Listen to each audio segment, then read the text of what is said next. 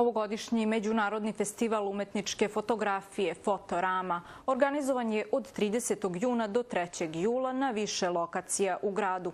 U okviru festivala, koji se 12. put organizuje u Kragujevcu, održane su tribine, radionice i izložbe fotografija autora iz Japana, Rusije i članova fotokluba Apollo iz Kragujevca.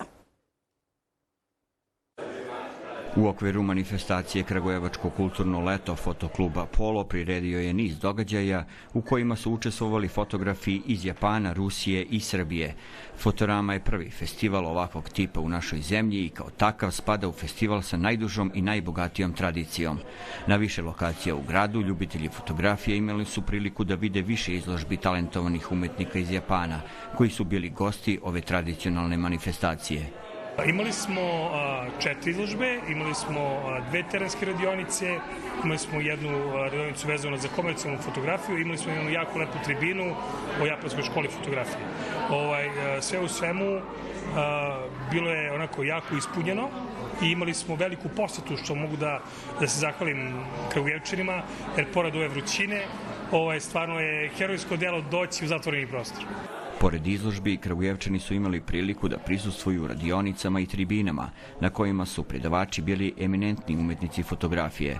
Organizatori su se potrudili da i ove godine, uz pomoć starih i novih prijatelja sa domaće i svetske scene umetničke fotografije, posvetiocima pruže što bolji i raznovrsniji program. Akcenat ovogodišnjeg festivala bio je na fotografijama umetnika iz Japana.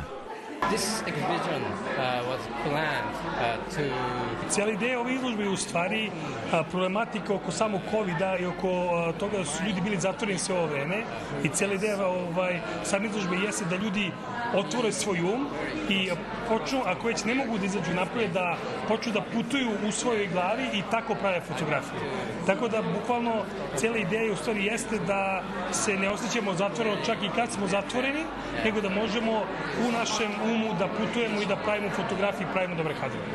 Poslednje veče Fotorame, kao i prethodnih godina, bilo je rezervisano za izložbu zajedničkih radova japanskih i srpskih fotografa, koja tradicionalno privuče i najviše posetilaca. Tom prilikom podeljene su i nagrade najboljim mladim fotografima koji su učestvovali na fotokonkursu koji je organizovao Spomen park Kragujevački oktobar.